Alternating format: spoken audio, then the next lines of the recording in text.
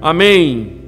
Irmãos, vamos, no dia de hoje, devido à importância do tema, uma vez que hoje nós teremos, para quem não lembra, nós vamos hoje ter a nossa Assembleia Extraordinária para a eleição de presbítero e diácono. Vamos então, no dia de hoje, expor novamente 1 Timóteo capítulo 3. Nós vamos até o verso número 13 na leitura, e será hoje, nós vamos explorar o dia todo, agora pela manhã, na escola dominical e também à noite, esses versos do capítulo 3. Lembrando que nós já fizemos a exposição deste mesmo capítulo na sequência que fizemos de Timóteo, mas lembre-se, irmãos, que nossa igreja sempre tem recebido, com a graça de Deus, novos membros. Então, por vezes, nós vamos voltar aos assuntos, aos textos, para tratar de temas, para que todos na igreja possam aprender sobre o mesmo.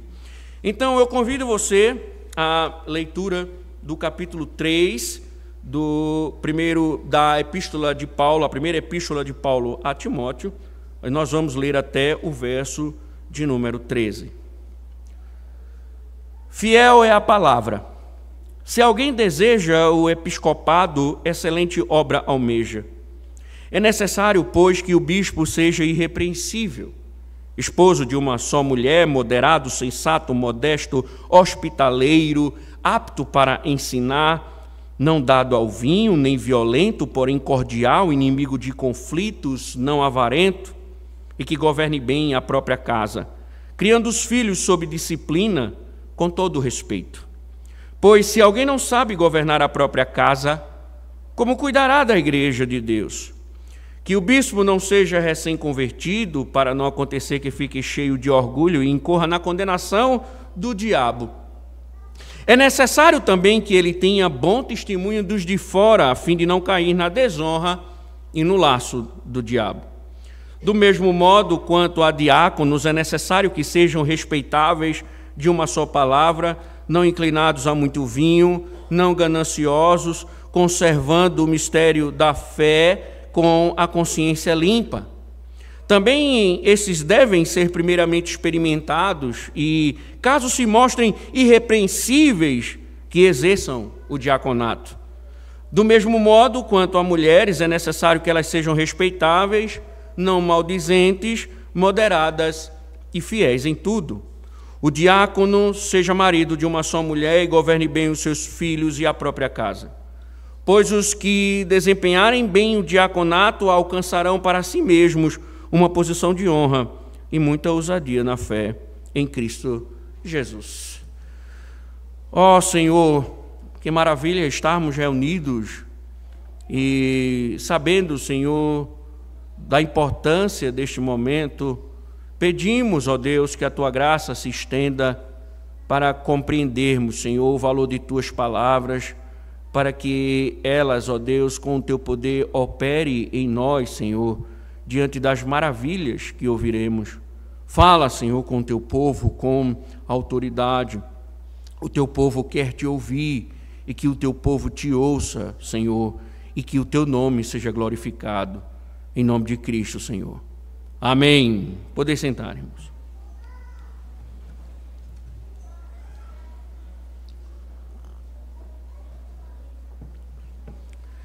Sempre que nós vamos tratar sobre governo de igreja, é impossível, irmãos, esquecer do fato de que os inúmeros escritos históricos demonstram que nossos pais espirituais, ou seja, os grandes homens de Deus na história que nos antecederam, eles compreendiam perfeitamente que o tema governo da igreja é um assunto pertinente. Não poderia ser diferente, irmãos. Afinal de contas, quando nós entendemos o que significa o governo da igreja, quando compreendemos biblicamente, nós entendemos perfeitamente que o governo da igreja é o governo do próprio Cristo, é o próprio Cristo governando o seu povo. E aí, então, irmãos, como isso não pode ser sério? Como alguém pode achar o tema governo da igreja como algo insignificante, uma vez que é o governo do próprio Cristo? Todavia, irmãos, vale também a pena lembrar que, ao contrário dos nossos pais, nós vivemos uma geração que relativiza o tema de tal forma que o assunto, ele se tornou insignificante. E, irmãos, muitos nem sabem do que se trata. Tantos nunca ouviram falar em suas igrejas sobre. Outros nem se preocupam em saber sobre o tema.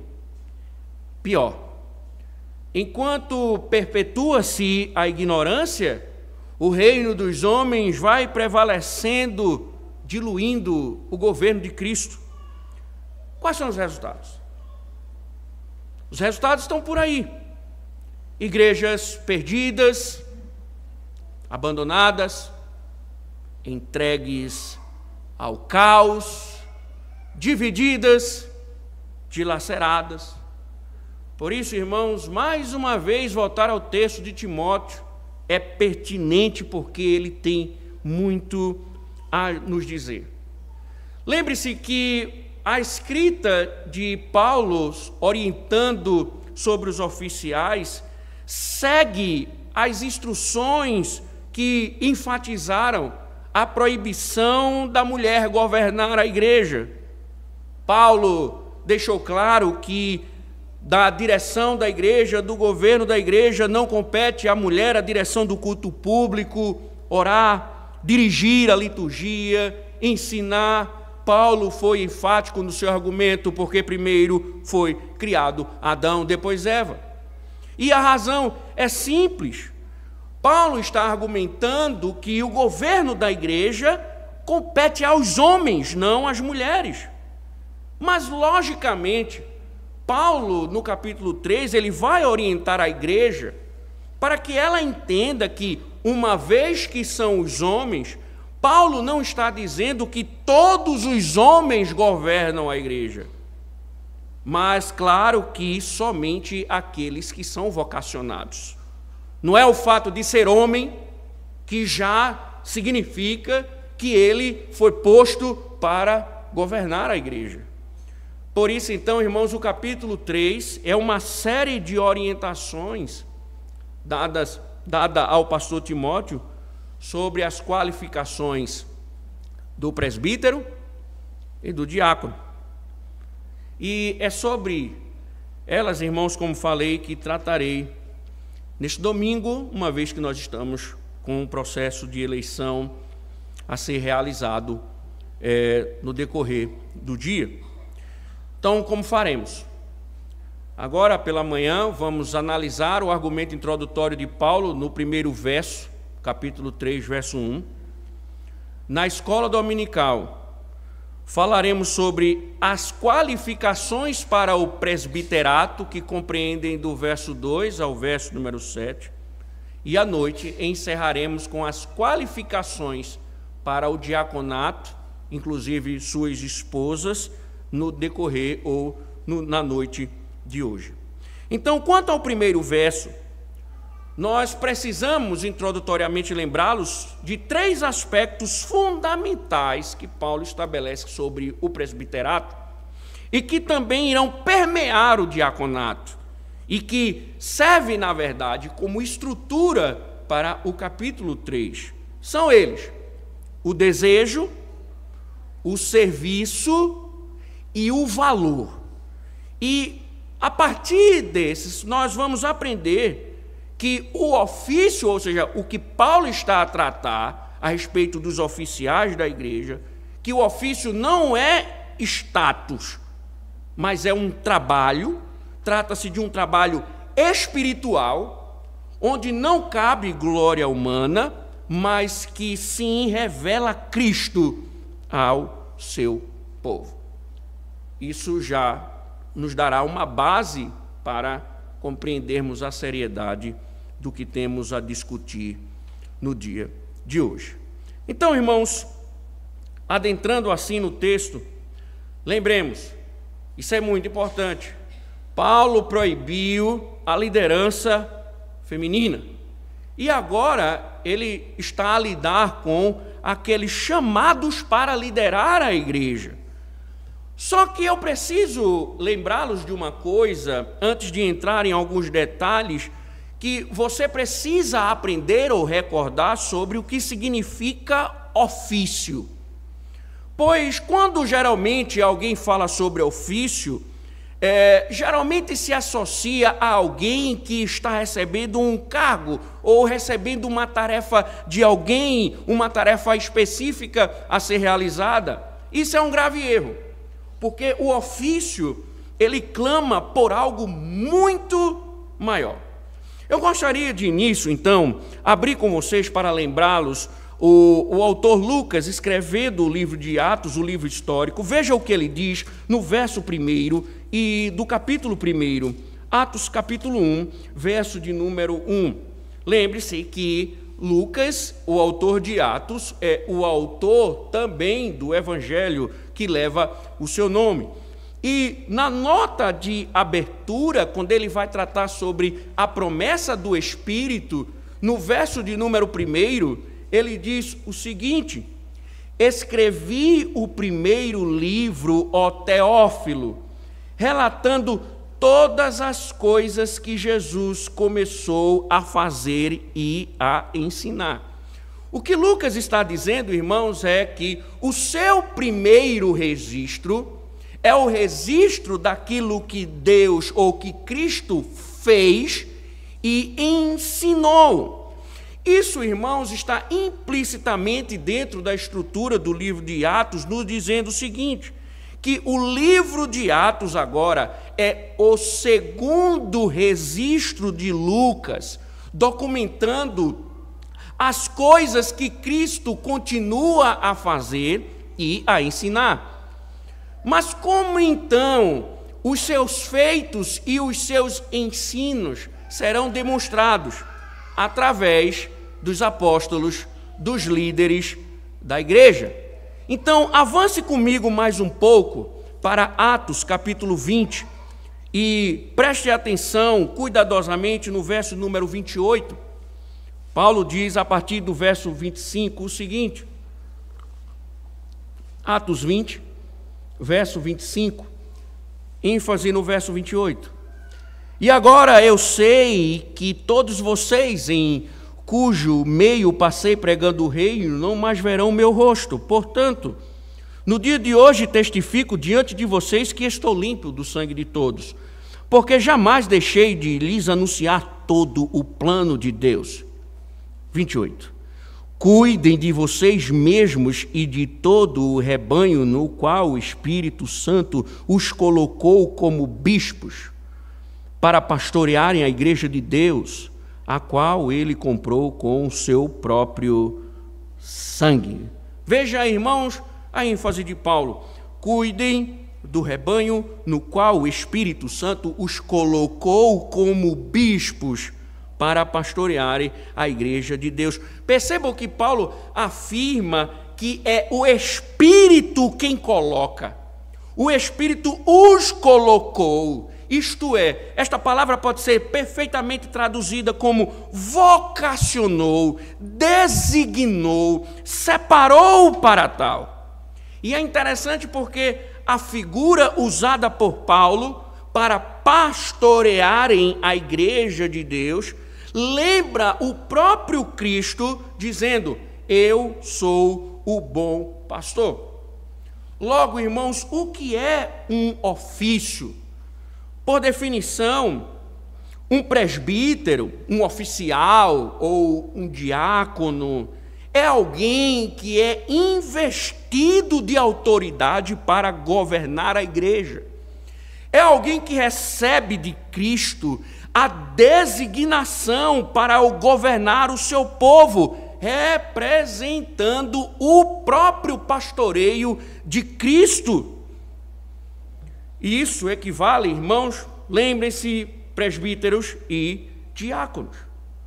Ou seja, irmãos, ainda que o Senhor tenha entregado à igreja a responsabilidade da escolha, o que Cristo quer nos mostrar é que o escolhido, ele revela-se chamado, porque ele é, antes de tudo, um tipo, alguém que aponta, revela Cristo. Como pode, então, irmãos, pensarmos, ou alguém pensar, que esse é um assunto insignificante, que esse é um assunto irrelevante, que esse é um assunto que não deve ser ensinado à igreja? Então, irmãos, o que Paulo vai fazer, e aí nós voltamos para o capítulo 3 de 1 Timóteo, é justamente mostrar a seriedade disso. Veja que o primeiro verso ele abre, dizendo, usando as seguintes palavras. Volte comigo para o texto e veja que ele diz: fiel é a palavra. Fiel é a palavra. Se você voltar, depois você veja, o capítulo 1 e o verso de número 15 recebem essa mesma estrutura. Fiel é a palavra. O puritano Matthew Henry, ele diz que Paulo está prestes a declarar algo que merece crença plena e séria consideração. Outro puritano, o John Gill, diz que é uma maneira de Paulo reforçar que não se trata de um mero parecer pessoal, mas de um axioma da fé apostólica. Ou seja, irmãos, eles estão chamando a atenção para o fato de que, dentro da estrutura da carta de Paulo, todas as vezes que ele usa esta expressão, fiel é a palavra, ele está querendo provocar a atenção de Timóteo e dos leitores para a seriedade do que será dito. Isto é, irmãos, nesses termos, Paulo está dizendo a Timóteo que o que ele está a declarar é a vontade do próprio Deus, ou seja, Timóteo, dê a devida importância às minhas orientações quanto às qualificações que eu apresentarei. Não despreze nenhuma fagulha, nenhuma palavra, nenhuma sentença das minhas orientações, porque são orientações do próprio Deus quanto ao que eu vou dizer. Então, irmãos, não olhemos para esse texto com desprezo. Nós devemos, nesse mesmo tom de importância, ouvirmos o que Paulo tem a dizer, porque longe está o assunto de ser irrelevante. E aí então segue-se os 3 importantes aspectos introdutórios que Paulo vai falar sobre o desejo, o serviço e o valor. E no desejo ele diz: se alguém deseja, como é pertinente, irmãos, essas palavras de Paulo, porque o termo grego usado, ele conota a ideia de que é alguém que estende a mão, é alguém que se esforça objetivando alcançar algo, indicando alguém que sinceramente, diligentemente objetiva uma coisa. Em outras palavras, é alguém que dispõe o coração para algo, e neste caso é alguém que coloca o coração em direção ao ofício. E aí, então, poderíamos pensar que Paulo está resumindo tudo, no sentido de que os homens estavam na igreja de Éfeso loucos para exercer o ofício. E aí, alguém que se dispõe, talvez indaguemos: você quer? Alguém pergunta, então, você quer? Então você é. Longe disso, irmãos, O ofício aqui, ele não está sendo colocado, atrelado, como simplesmente algo que deve ser ambicionado. Desejar não é o mesmo que ambicionar. Embora o desejo ele seja louvável, e nós veremos por que estava sendo louvado esse desejo, a Escritura diz que o desejo não é suficiente. É necessário que a igreja reconheça o chamado. Rapidamente, irmãos, volte comigo para Atos, capítulo de número 14.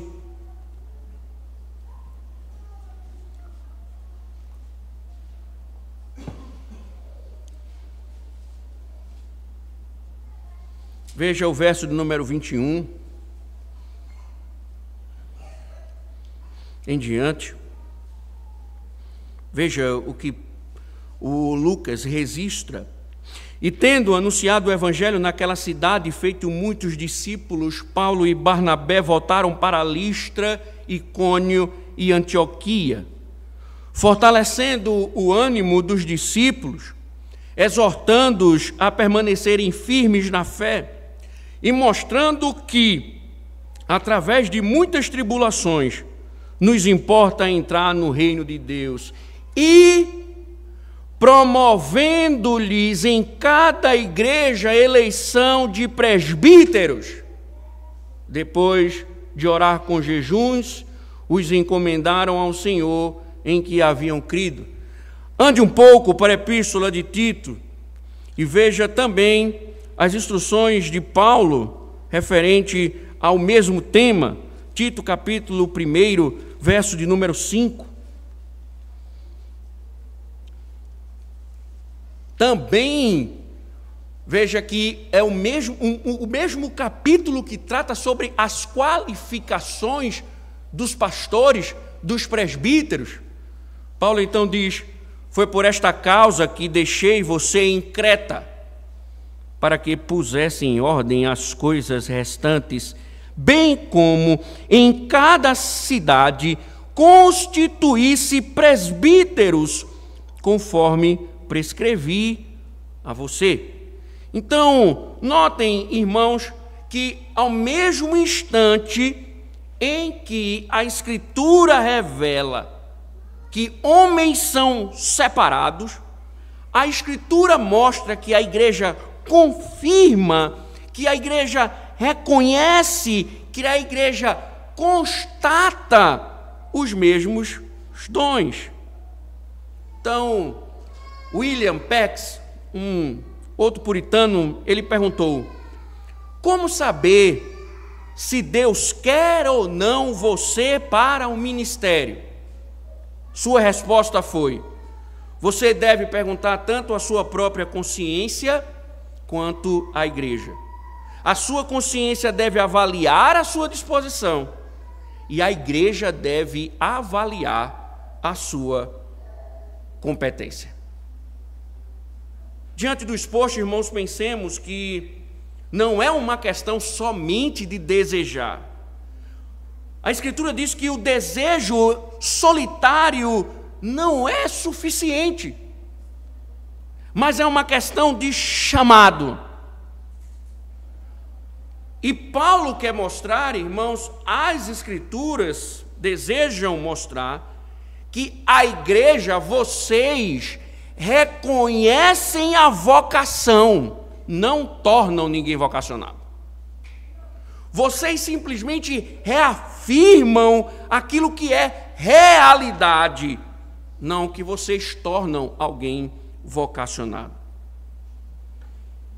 Da mesma forma, irmãos, aquele que almeja, ainda que a esposa aprove, ainda que os filhos endossem, ainda que a família inteira concorde, a Escritura diz que a igreja participa deste processo, a igreja deve reconhecer. É bem verdade, irmãos, que em algum momento, por falta de instrução, não reconheça a vocação num vocacionado. Uma igreja que não sabe o que é vocação, ela não sabe identificar o que é um vocacionado e o que não é. Lembre-se, a igreja de Corinto, fundada por Paulo, questionava o apostolado dele. Questionava o apostolado de Paulo. E muitas igrejas, irmãos, quando a falta de instrução é gritante, normalmente os oficiais eleitos simplesmente revelam o povo ignorante, a ignorância do povo. Lembre-se, irmãos, a liderança da igreja é um reflexo do povo. A liderança da igreja é um reflexo do povo. Um povo ignorante escolherá líderes ignorantes. Quer saber o nível de conhecimento bíblico da igreja? Só olhar para os líderes. Você já vai ter uma noção.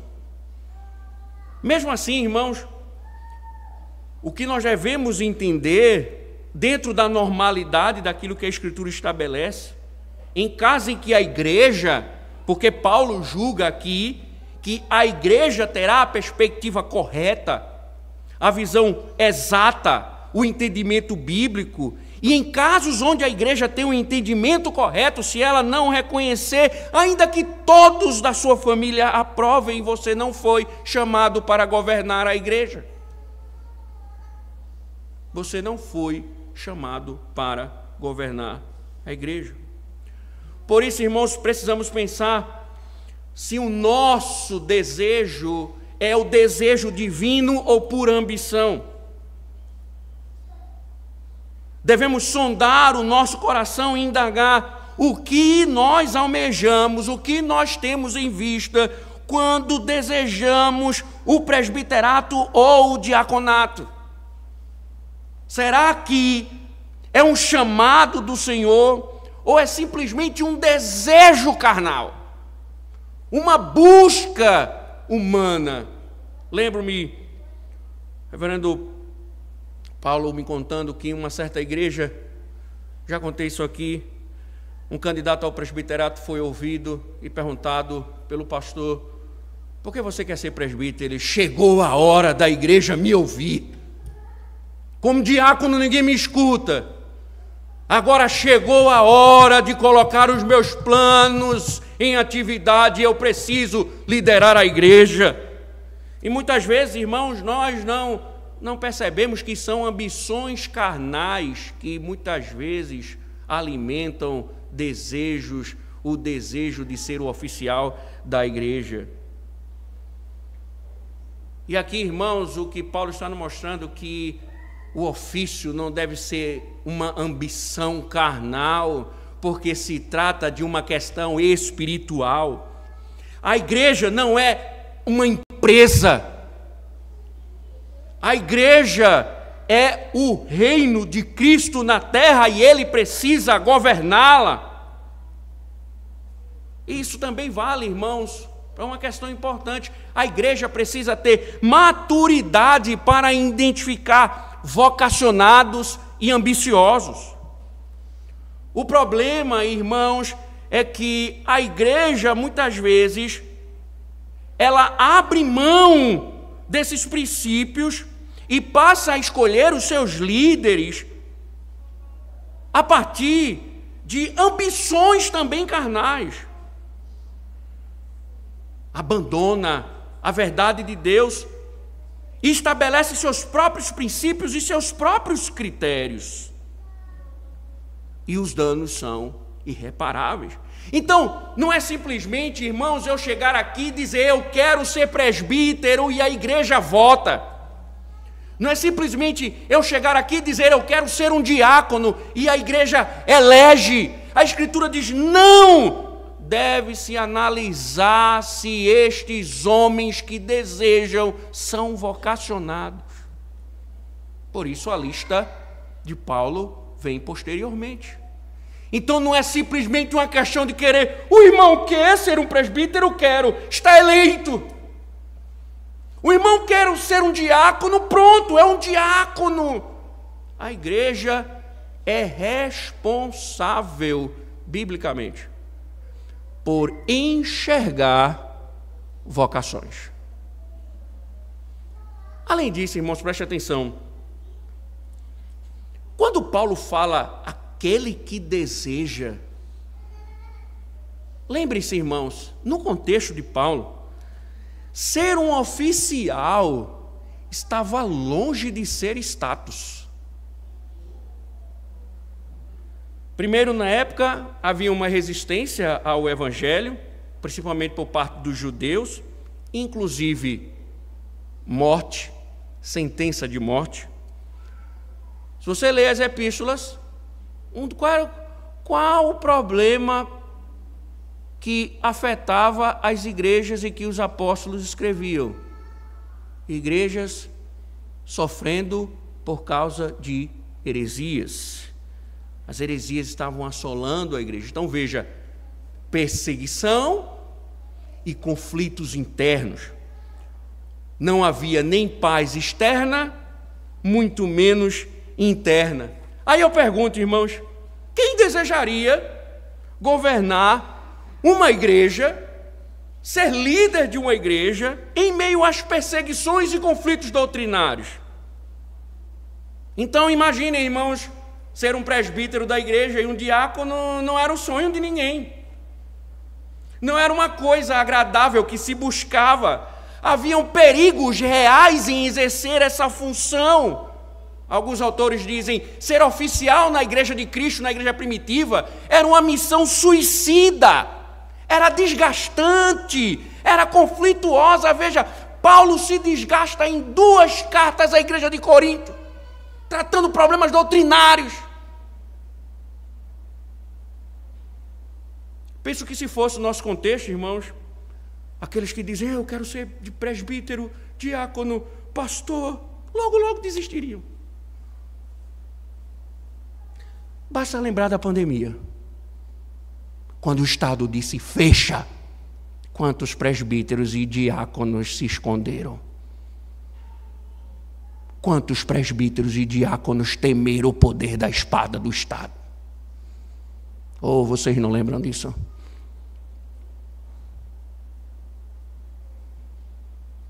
Mesmo assim, irmãos, nessa época, tinha gente que dizia, eu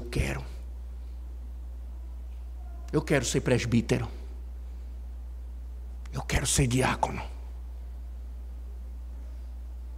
Outra coisa, irmãos, Paulo não tinha em mente presbíteros reunidos em cadeiras, decidindo reunião do conselho. Quanto é que o pastor vai ganhar? Quanto tempo de ministério ele vai ficar aqui? Dirigindo a liturgia, aprovando, desaprovando orçamentos ou qualquer outra coisa da igreja. Longe disso, Paulo. Nem pensava, nem passava pela sua cabeça essa estrutura administrativa. Paulo via luta, desafios e morte. Paulo chega a relatar do seu ministério que muitas vezes viu a morte. Ele tinha em mente, irmãos, um homem que estava se colocando à disposição para revelar Cristo num contexto de perseguição e de enormes dificuldades. E aí, tenho certeza que se fosse o nosso contexto, sua esposa talvez não estimulasse sua candidatura. Acaso ela veria a glória e morrer pela igreja de Cristo? Você tem que pagar as contas, cuidar dos filhos. Sua família não aprovaria a sua candidatura. Mas sabe por que por vezes ela aprova? Porque hoje é simplesmente status. Simplesmente status. Porém, irmãos, pensem no que vem a seguir.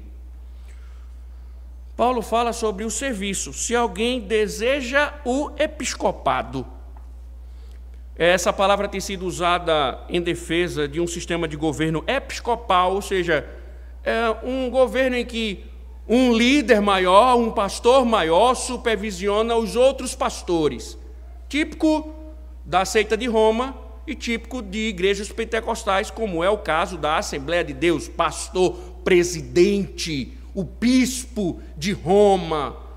Só que, irmãos, precisamos entender que essa palavra episkopos, de onde se traduz a palavra o episcopado, ela é uma junção de duas palavras gregas que trazem o significado de olhar sobre, apontando, irmãos, para a natureza da tarefa do presbítero, neste caso, que é olhar sobre, supervisionar espiritualmente a igreja.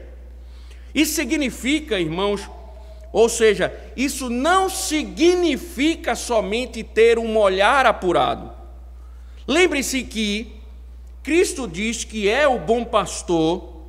Então, o que Paulo está querendo dizer é que o presbítero, ele como representante de Cristo, seus olhos são os olhos de Cristo. E como Cristo, eles agem no pastoreio. Se você lembrar, por exemplo, depois você lê com mais detalhes, você pega ali a estrutura do Salmo, que ilustra na imagem de Davi a função pastoral, e diz lá que o pastor cuida, guia, alimenta, disciplina, preserva, protege, e por isso ele é o pastor.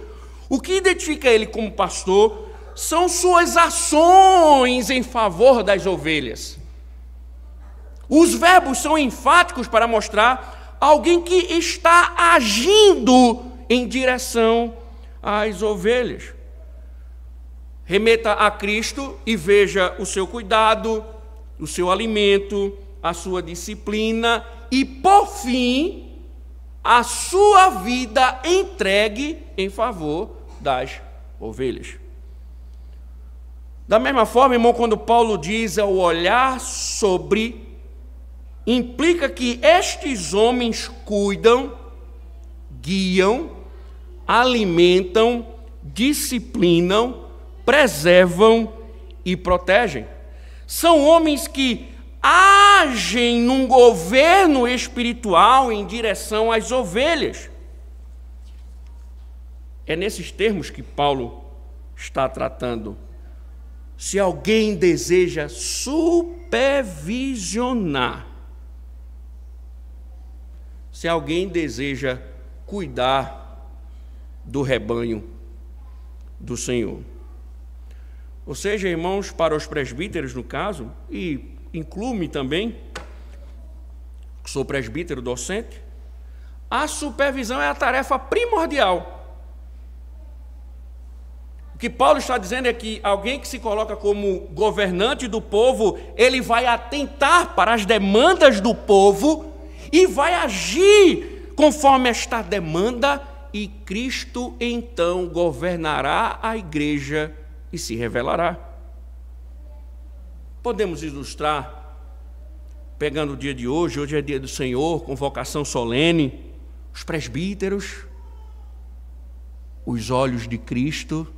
Eu estava até conversando com um pastor, dizendo que isso não é lei, não é regra, mas eu até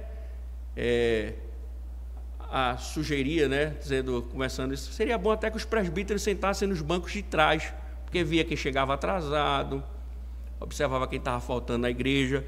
Mas imaginemos, né, hoje, dia do Senhor, os presbíteros são os olhos de Cristo, a supervisão de Cristo, e eles observam, todos os membros estão aqui, constatou-se a ausência. Por quais razões? Justas. A pergunta que devemos fazer é: o que Cristo faria? O que Cristo faria? Cristo diria: não devemos nos preocupar com isso, é só uma pequena ausência. Não devemos nos preocupar. Alguém que negligencia o meu dia, isso não é tão grave assim. Como Cristo trataria o pecado? É óbvio, irmãos, que Cristo esperaria uma ação. Cristo age por meio deles.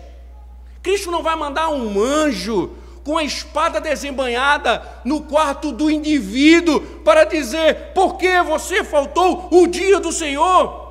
Os anjos que Cristo já levantou na igreja já foram eleitos, separados por Ele para agirem E foi o próprio Cristo que estabeleceu o processo de disciplina, irmãos. Mateus 18, se teu irmão pecar contra ti, fecha os teus olhos e vai orar por ele. Não esquente com isso. Jesus disse, vá. Se ele não te ouvir, leve outro. Se ele não te ouvir, diz à igreja. Se ele não ouvir a igreja, gentil e publicano.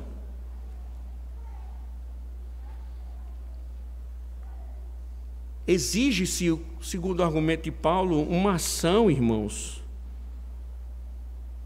diante daquilo que está sendo evidente. Os presbíteros supervisionam. Não é à toa que a nossa Constituição diz que é função dos presbíteros visitar. Sabiam mais do que o pastor? Caso eles não resolvam as situações, aí é que onde entra o ministério pastoral. Porque a visita é a supervisão do rebanho. Irmãos, uma igreja em que os presbíteros não supervisionam, não existe o governo de Cristo. Visitar, cuidar, instruir, se necessário, disciplinar privadamente e até publicamente é o que Paulo espera. Mas outras demandas podem surgir, irmãos, e aí o pastoreio age na demanda natural do rebanho, porque entendam isso, não é somente perceber, é agir, e lembre-se, é agindo que Cristo pastoreia o seu povo. E Cristo não se omite quando um dos seus está em declínio. Cristo nunca deixa de exortar, consolar, confrontar, proteger e guiar. Paulo está dizendo, Timóteo, é isso que se espera dos presbíteros. Vocês estão sendo visitados, exortados, consolados, disciplinados pelos presbíteros desta igreja?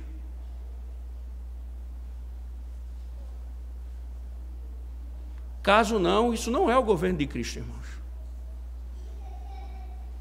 Isso não é o governo de Cristo. Eles podem até ter boas decisões no conselho, serem sábios administrativamente, mas se eles não supervisionam, não são pastores.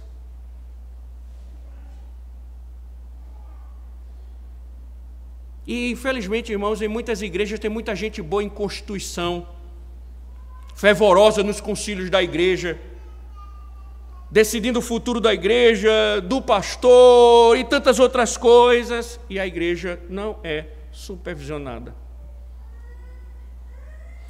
E lembre-se do que nós vimos em Êxodo, né? A constituição de anciãos era justamente para não sufocar o trabalho pastoral. Jétro diz, olha, escolha homens capazes, porque senão você não vai aguentar. A demanda é grande. Só os casos graves venham para você. Paulo vai instruir Timóteo dizendo que existe um presbítero que é separado para o ministério da palavra. Ele é dedicado a ser mestre da igreja. Quando os presbíteros da igreja de Cristo não exercem o seu ofício, sufoca o ministério pastoral.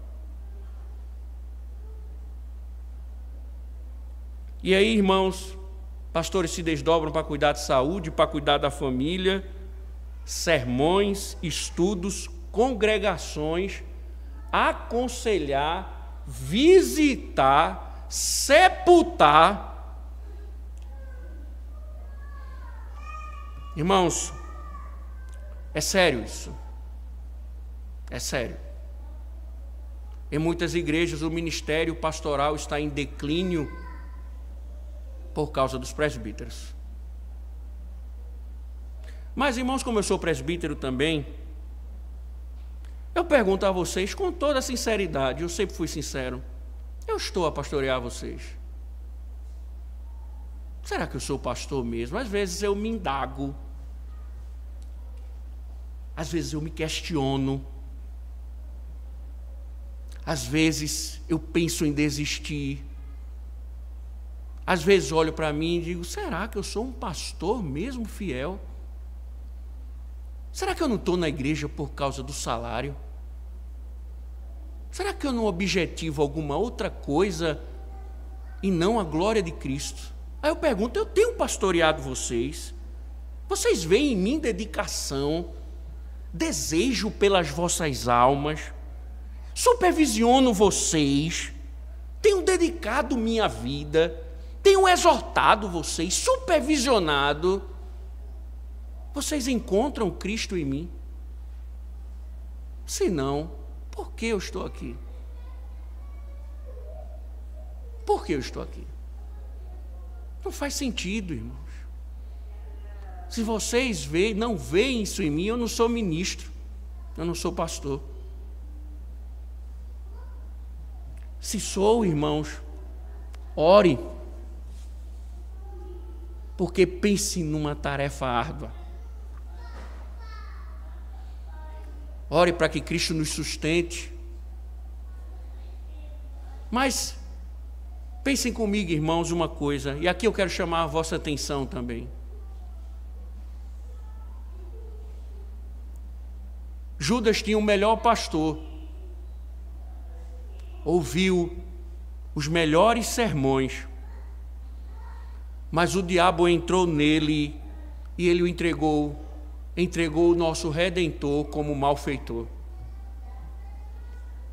Preste atenção, irmãos. Talvez você seja o problema.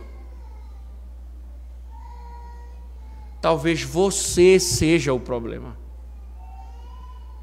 O diabo já entrou em você.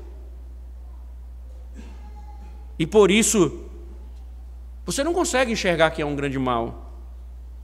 Porque bodes rejeitam o governo de Cristo. Não tem pastor perfeito que consiga domar bode. Não tem santo no mundo. Não tem Charles Spurgeon, Calvino, Lutero, puritano que consiga pastorear bode. Porque bode é insubmisso. E por vezes quer culpar a liderança da igreja. Você é bode? Eu vou te dar algumas características. Se você tem sido exortado pelo dia do Senhor e não submete, se rebela, ou sobre tantas outras questões, isso é um sinal de que você é bode. Insubmissão é uma das características do bode. Não se esqueça disso. Não se esqueça disso. E o problema, irmãos, em muitas igrejas é que os bodes estão escolhendo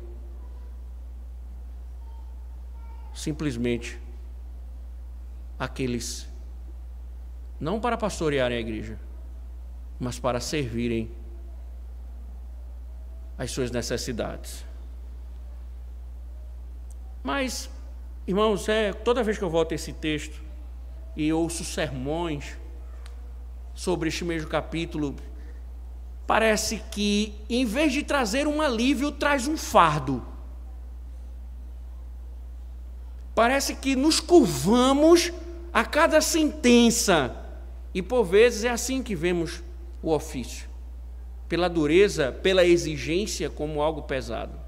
Só que Paulo vai chegar a uma terceira parte dizendo: excelente obra almeja. No contexto, irmãos, era um trabalho perigoso.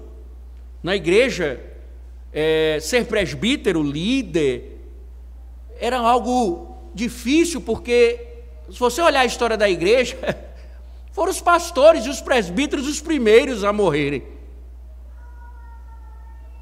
No entanto, Paulo diz: é uma obra excelente. Sabe por quê, irmãos? Porque Paulo vê numa perspectiva de que, ainda que se sofra, conta com a bênção de Deus nesta vida e uma recompensa futura.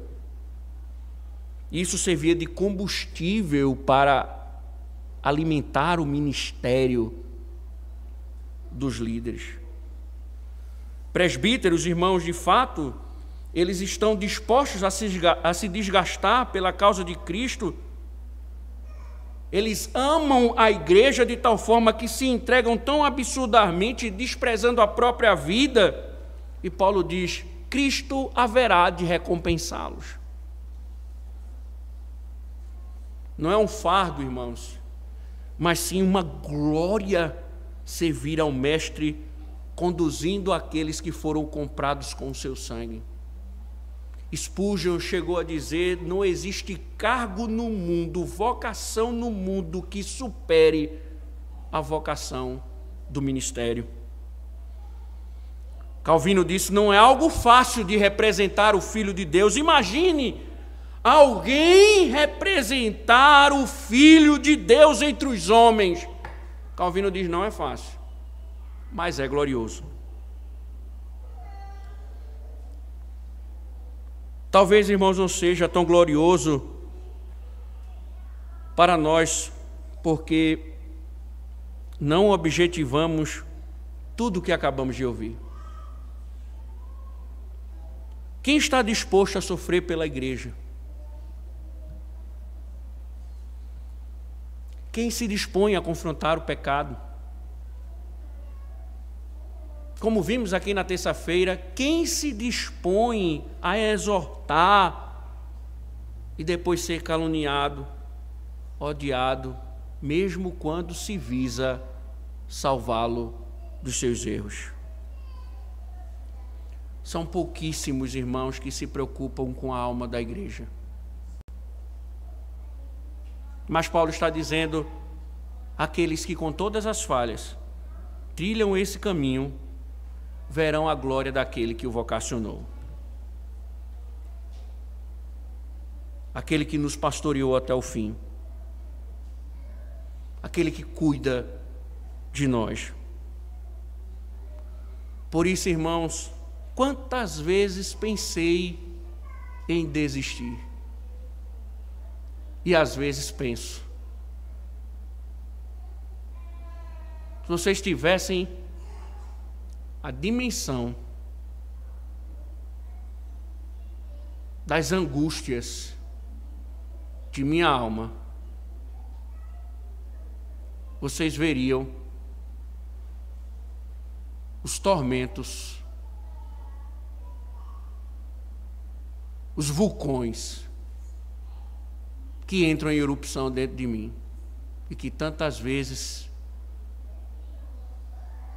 me disseram e me dizem: por que se preocupar? Entrega-os aos pecados deles, que eles cavem sua própria cova, que eles mergulhem nos seus próprios abismos, que eles se percam. Cuide de você e de sua família. Aí os demônios dizem: faça um concurso, seja aprovado, você vai ter o seu salário e não vai ter mais que lidar com rebeldia. Mas depois dos céus, o Espírito Santo, em sua palavra, nos lembra: é glorioso. Vai valer a pena cada lágrima, cada sangue derramado, cada sofrimento. Lembro-me de Paulo, irmãos, dizendo quão glorioso seria para ele chegar na eternidade e ver a igreja que ele fundou lá com ele, glorificando ao Senhor, livre de todo pecado, de toda desgraça, de toda tentação. Ele diz: essa é a minha expectativa.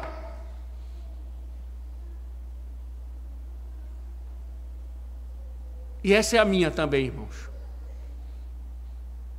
Pode ficar com raiva de mim. Pode me odiar.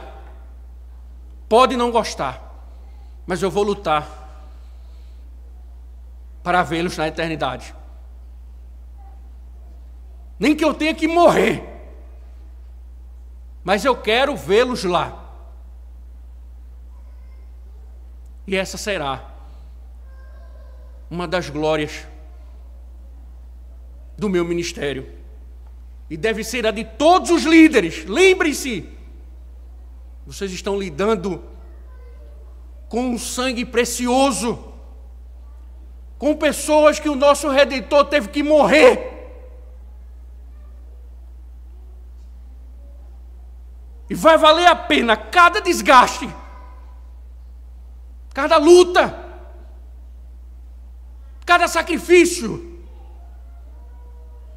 Vai valer a pena. Talvez nós não tenhamos uma recompensa neste mundo, mas teremos na eternidade.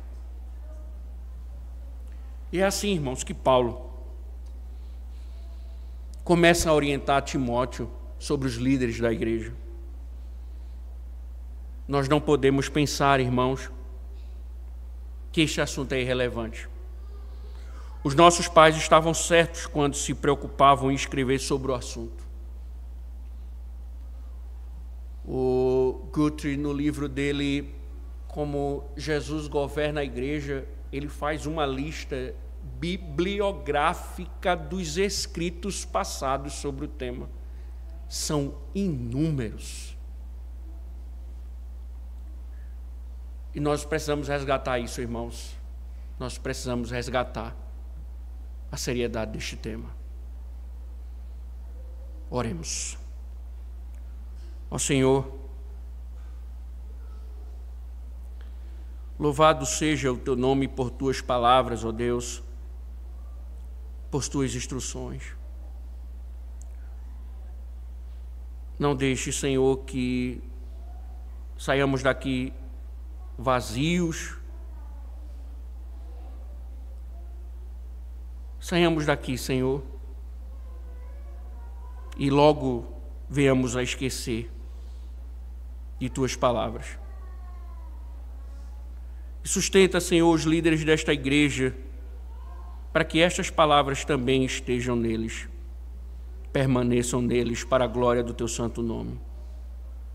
E que o Teu povo, Senhor, Te entenda. Que o Teu povo, Senhor, Te ouça e se submeta a Ti.